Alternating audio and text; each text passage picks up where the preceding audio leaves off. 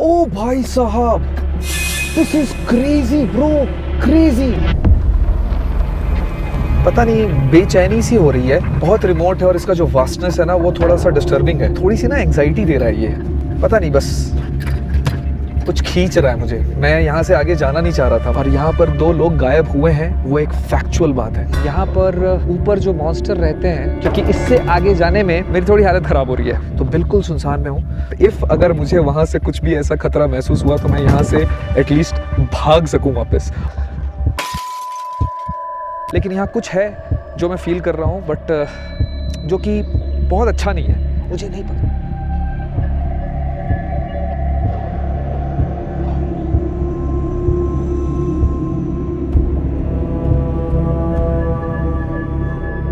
एक मिनट के लिए मेरी फट गई कि टच और keep my foot on that black sand. I don't know, मेरे को ऐसी फीलिंग आ रही है, पता नहीं क्यों।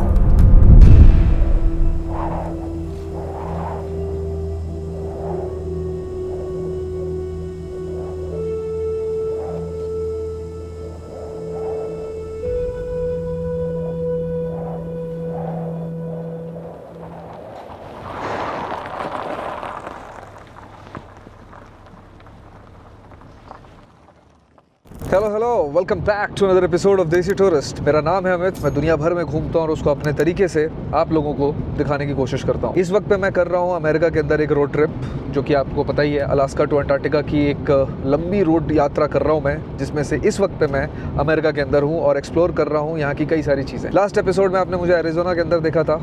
अब इस एपिसोड में आप मुझे देखने वाले हो एक नए स्टेट में, यूएस के, जहाँ मैं पहली दफ़ा आया हूँ और इस स्टेट का नाम है न्यू मैक्सिको। फेडरल लॉ के हिसाब से तो मैं न्यू मैक्सिको के अंदर आ चुका हूँ, लेकिन कल्चरली मैं एक और नाम के एरिया में भी आ चुका हूँ, जिसका नाम है नावाहो नेशन। देश ही समझ लो आप, सॉवरेन नहीं है लेकिन एक देश है। एक मिस्टीरियस रॉक जो मैं आज देखने जा रहा हूँ, जो कि आपने टाइटल और थंबनेल में देख लिया होगा। वहाँ मैं क्यों जा रहा हूँ, उसकी इंपॉर्टेंस और उसकी मिस्टीरियस रीजंस को समझने के लिए आपको थोड़ा बहुत हिस्ट्री का समझ आना थोड़ा ज़रूरी है। भाई साहब, अभी भी करीब 40 किलोमीटर से ऊपर का सफ़र रास्ता बाकी है शिपरॉक तक पहुँचने का, और मुझे ऑलरेडी शिपरॉक शायद दिख रहा है। ये देखो, 42 किलोमीटर्स लेफ्ट राइट, और वहाँ दूर में, पता नहीं इसमें आपको दिखेगा कि नहीं वाइड एंगल में, लेकिन वहाँ दूर में एक छोटा सा पीक दिखाई दे रहा है। Like in the middle of nowhere, पूरा ऐसे फ्लैट है और एकदम से बीच में वो एकदम से पीक सा दिखाई दे रहा है। और जैसा वो शेप दिख रहा है, मुझे लगता है वही शिपरॉक है। 99.9% श्योर हूँ मैं कि वही है। And this is what will make it mysterious, right? एकदम फ्लैट के बीच में एकदम से ये पत्थर क्यों निकला हुआ है?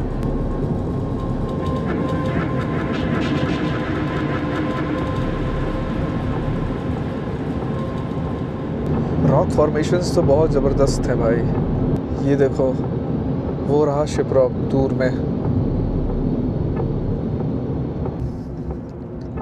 आई थिंक मुझे यहीं से लेफ़्ट टर्न लेना है। ये हाईवे 491 छोड़ना है मुझे, और एक दूसरा हाईवे लेना है which is red rock highway. Go ahead, go ahead. तो ये है जी दूसरा हाईवे, और सामने है बिल्कुल शिपरॉक मेरे। I just can't believe this man. Wow, क्या लग रहा है। अभी भी मैं कुछ 30 मिनट का रास्ता है और 12 किलोमीटर दूर हूँ, पर क्या जायंट दिखता है यार ये इतने दूर से ही। आपको इस वाइड एंगल में उतना नहीं समझ में आ रहा होगा, लेकिन भाई in the middle of flat है, देख रहे हो चारों तरफ। कहीं दूर दूर पहाड़ियाँ हैं, लेकिन बीच में, इस फ्लैट ग्राउंड के बीच में एक लौता है ये। और इस पूरे नावाहो नेशन में कल्चरली नावाहो लोगों के कई सारे सेक्रेड प्लेसेस हैं, और उसमें से एक बहुत इंपॉर्टेंट और बहुत मिस्टीरियस है ये शिपरॉक, जो मैं आज देखने जा रहा हूँ। मेरी थोड़ी सी हालत ख़राब है, क्योंकि साइंटिफिकली तो यहाँ पर कई सारी स्टोरीज़ हैं, लेकिन कई सारे मिथ्स भी हैं इस जगह के बारे में, इस रॉक के बारे में, जिसको सुनने और पढ़ने के बाद यहाँ पर आपको अकेले जाने में थोड़ी घबराहट महसूस होगी। मुझे थोड़ी ज़्यादा होती है ये सब घबराहट, और इसीलिए मैं थोड़ा और ज़्यादा कोशिश करता हूँ ऐसी जगहों पे जाने का। तो मेरे अंदर वो थोड़ा ऐसा हो रहा है और मैं पहुँच रहा हूँ इस शिप रॉक की तरफ। Let's see how it goes.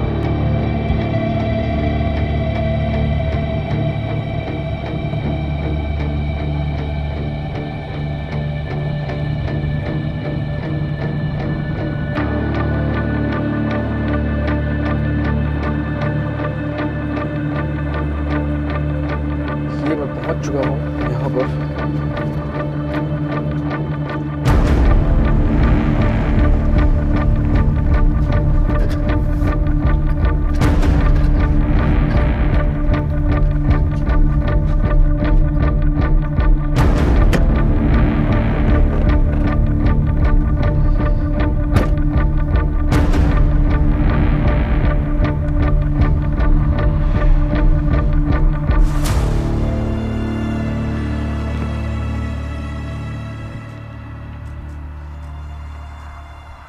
Wow man, यहाँ पर पहुँचने के बाद मैं थोड़ा सा रुका हूँ ताकि मैं आपको बता सकूँ कि मैं यहाँ क्यों आया हूँ। टेक्निकली तो ये जगह न्यू मैक्सिको है, लेकिन कल्चरली और स्पिरिचुअली मैं जहाँ खड़ा हूँ इस जगह को कहते हैं नावाहो नेशन।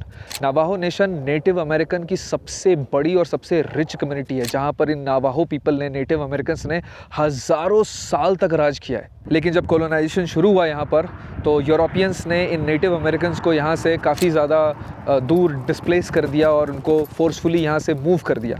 लेकिन फिर मॉडर्न हिस्ट्री में इन नावाहो पीपल ने, नेटिव अमेरिकन्स ने अपने हक की लड़ाई लड़ी और फिर बाद में उनको उनका ऑनर और रिकग्निशन मिला, और उसी ऑनर के अंदर एक ये रिकग्नाइज्ड लैंड उनको दिया गया, नावाहो नेशन। इसी जगह पे वो हज़ारों साल से रहते आए हैं और आज से फिर से एक बार ये नेशन, ये जगह उनकी हो गई है और इसलिए इसको नावाहो नेशन कहा जाता है। ये काफ़ी बड़ा एरिया है जो यूएस के 4 अलग अलग स्टेट्स के अंदर थोड़ा थोड़ा हिस्सा आता है। एरिज़ोना, कोलोराडो, यूटा और न्यू मैक्सिको, जहाँ मैं खड़ा हूँ। तो मैं न्यू मैक्सिको वाले हिस्से में खड़ा हूँ इस वक्त पे, और ये इस पूरे नावाहो नेशन का सबसे मिस्टीरियस, सबसे इम्पॉर्टेंट और सबसे सेक्रेड प्लेस है।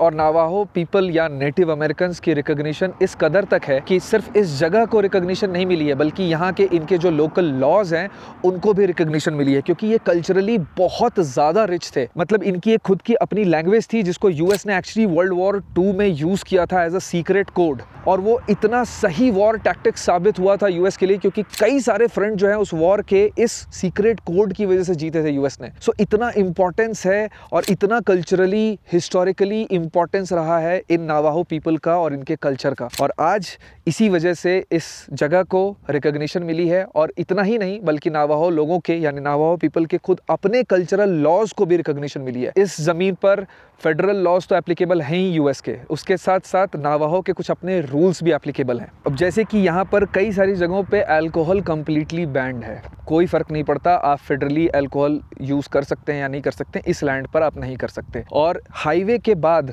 ये वाला हिस्सा इलाका आता है, इस पर उतरने के लिए, गाड़ी लाने के लिए भी आपको परमिशंस लेनी पड़ती हैं, चाहे वो नेशनल पार्क हो या नहीं हो। जैसे मॉन्यूमेंट वैली जो है वो भी नावाहो नेशन के अंदर आता है, और उस पर जाने के लिए जो परमिशन होती है वो सारी नावाहो नेशन के थ्रू जाती है, किसी नेशनल पार्क या फेडरल सिस्टम के थ्रू नहीं जाती है। तो इनका अपना सिस्टम भी एग्जिस्ट करता है। कई सारे और भी लॉज हैं जिसके बारे में मुझे नहीं पता है, और कुछ ऐसे लॉज भी हैं जो थोड़े कंट्रोवर्शियल्स भी हैं, तो उनको हम बात नहीं करेंगे, क्योंकि जिनका जैसा कल्चर है वो कल्चरली हज़ारों साल से जो लॉ चलता आ रहा है वो चलता ही रहेगा, और मुझे या किसी को भी कोई हक नहीं है उसको जज करने का।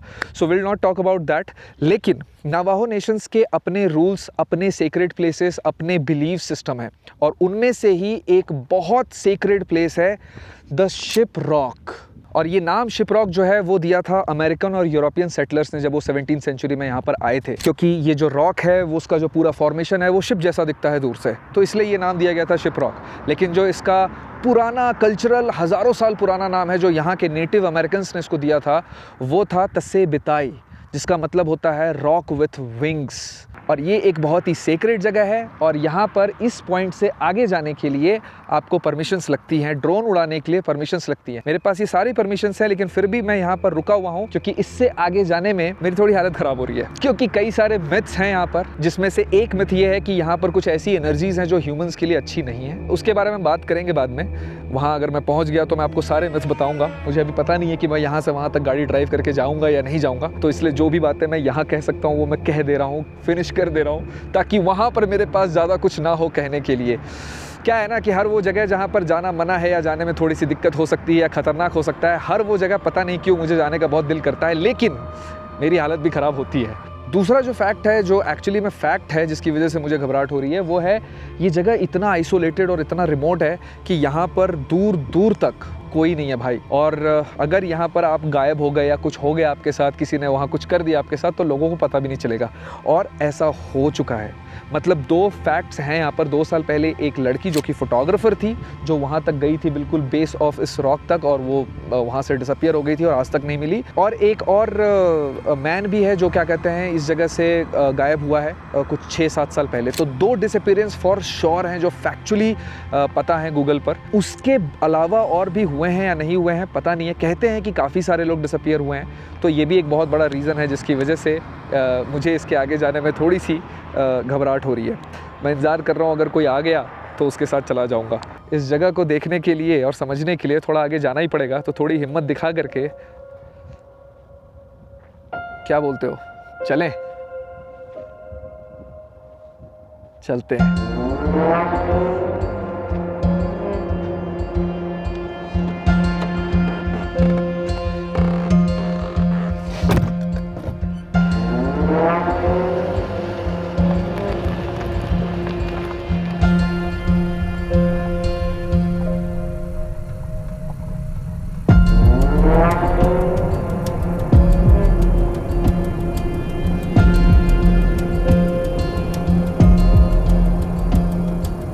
ओ भाई साहब, रोड तो बहुत ही ख़राब है।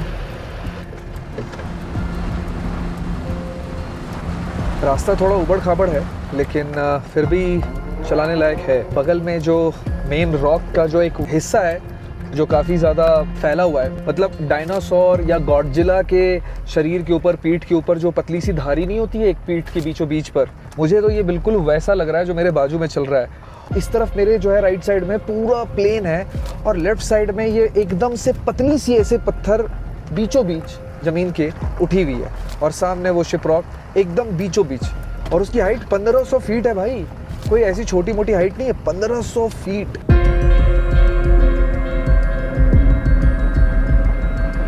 साइंटिफिकली कहते हैं कि ये एक वोल्केनिक इरप्शन है। I mean, वो भी एक थ्योरी है क्योंकि उसका भी कोई प्रूफ नहीं है, लेकिन अगर ये वोल्केनिक इरप्शन भी है ना, तो बहुत ही अजीब है, बहुत ही वियर्ड है, समझ रहे हो? I mean, this is crazy man, this landscape is crazy। और जैसे जैसे मैं नज़दीक जा रहा हूँ ना, पता नहीं क्यों मेरे कान में मेरे ईयर्स पॉप आउट हो रहे हैं, जैसे ऊपर जाने पर पॉप आउट नहीं होता एलिवेशन चेंज होने पर, बिल्कुल वैसा सा हो रहा है कुछ। आई डोंट नो क्यों हो रहा है, जबकि यहाँ पे एलिवेशन जैसा कुछ तो है नहीं। थोड़ा सा और आगे बढ़ रहा हूँ, पता नहीं बस कुछ खींच रहा है मुझे। मैं यहाँ से आगे जाना नहीं चाह रहा था, मुझे ऐसा लग रहा था कि मैं यहाँ रुक जाऊँगा और यहाँ से आगे नहीं जाऊँगा, क्योंकि बहुत रिमोट है और इसका जो वास्टनेस है ना वो थोड़ा सा डिस्टर्बिंग है, थोड़ी सी ना एंग्जाइटी दे रहा है ये। तो मैं इसलिए मैं रुक गया था कि मैं इसके आगे नहीं जाऊँगा। बट पता नहीं क्यों फिर एकदम से दिमाग में आया कि नहीं, थोड़ा और आगे चलते हैं, थोड़ा सा और आगे चलकर देखते हैं कि मेरा जो पीछे लालटेन है वो बहुत ही ज़्यादा हिल रहा है, टूट जाएगा वो अगर ये रोड ऐसे ही उछल कूद करती रही तो। रोड बहुत ही ख़राब है कहीं कहीं पर ना, तो आप थोड़ा ध्यान से आइएगा अगर आप आते हैं तो। अच्छा, ये मैं ऊपर चढ़ गया था ना, ऊपर ज़्यादा ख़राब है, शायद नीचे ज़्यादा बेटर है। नीचे उतर जाता हूँ इस पर ना। हाँ, ये बेटर रोड है।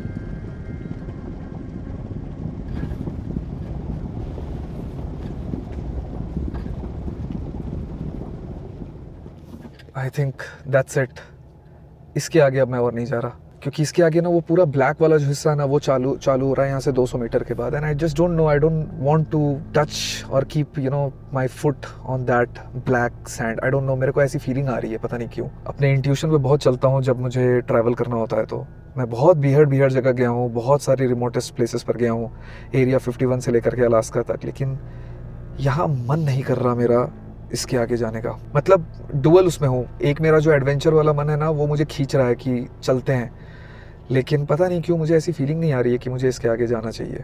तो मैं अपने इंट्यूशन पे रुकूंगा और इसी जगह पर स्टॉप करूंगा। चलिए बाहर चलते हैं और इस जगह के बारे में मैं कुछ और चीज़ें आपको बताता हूँ। इसको थोड़ा नज़दीक से देखते हैं।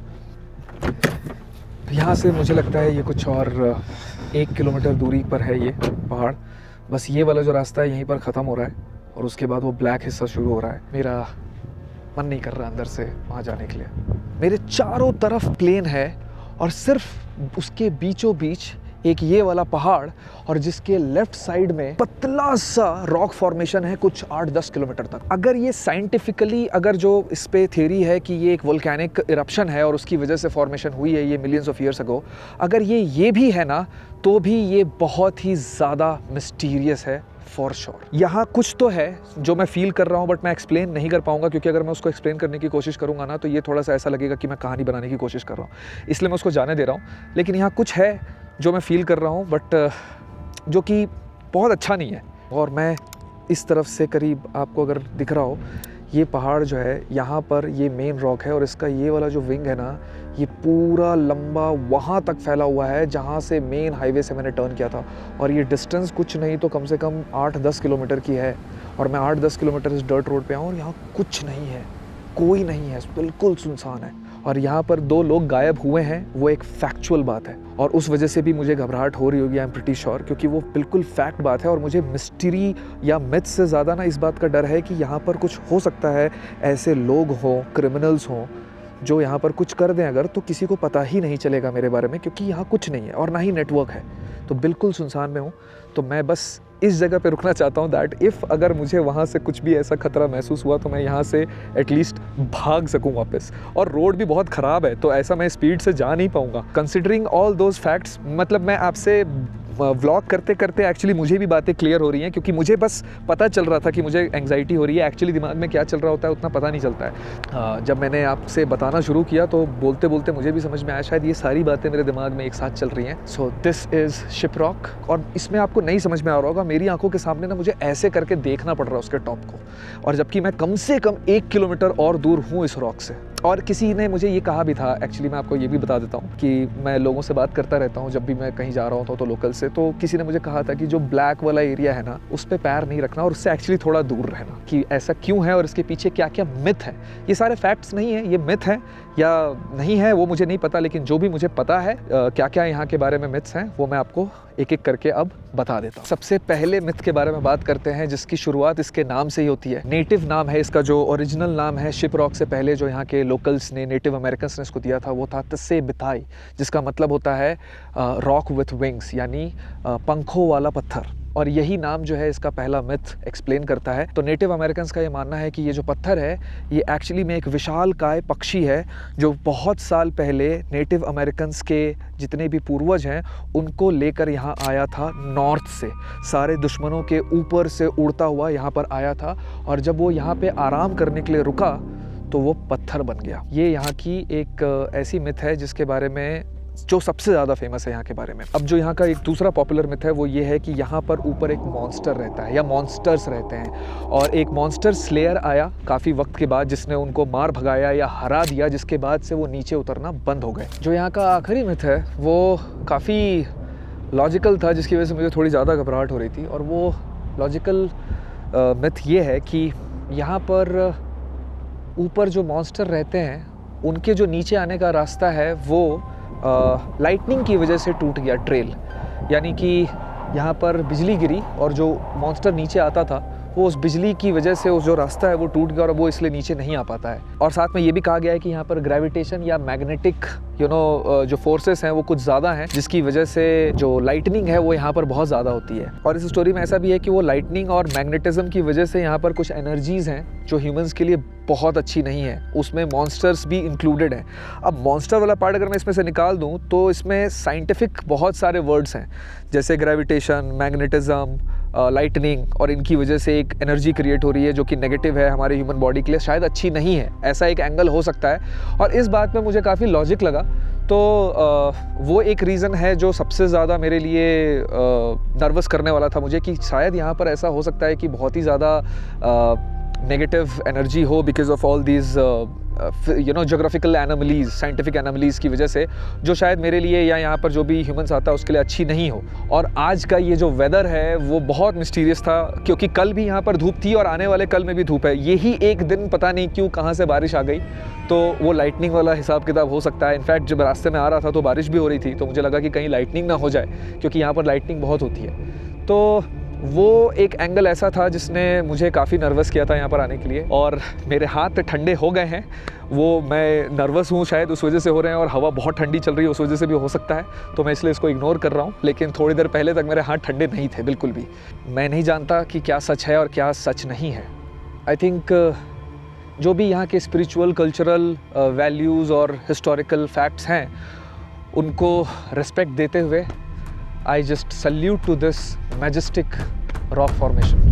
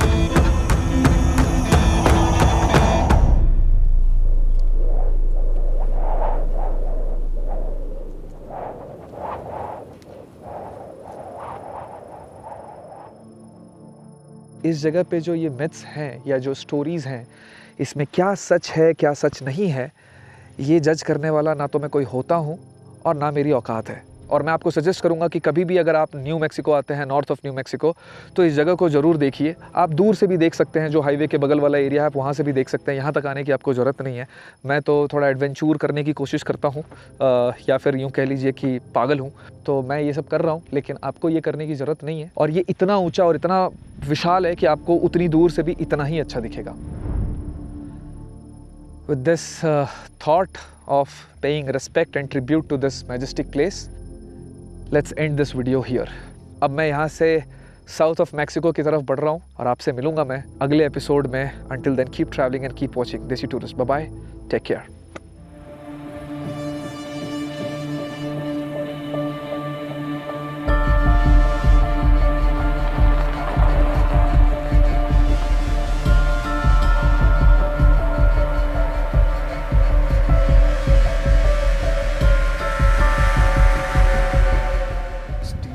पहाड़ों से निकलते निकलते इतना अंधेरा हो गया है, अभी भी मैं पूरी तरीके से निकला नहीं हूँ। 15 मिनट से गाड़ी चला रहा हूँ और निकला नहीं हूँ मैं इस जगह से। और जाते वक्त ना एक चीज़ फील हो रही है, बताऊँ क्या? मुझे जितना लगता है ना मैं डरपोक हूँ, उतना मैं डरपोक हूँ नहीं। है। जैसे जैसे मैं काम करता हूँ ना और कर ले रहा हूँ, आपको बता नहीं सकता मैं यहाँ आने से पहले ना क्या फट रही थी मेरी। पर यार आ गया और बिल्कुल अकेले, यू नो, कोई भी नहीं था यहाँ पर। मैंने यहाँ पर कुछ 3 घंटे बिताए होंगे शॉर्ट्स किधर से लेने हैं सोचने समझने को, और 3 घंटे अकेले इस सुनसान वीरान में निकाल दिए। एक मिस्टीरियस, पता नहीं क्या एनर्जीज है वहाँ पर वैसे रॉक के पास। तो इतना डरपोक मैं हूँ नहीं।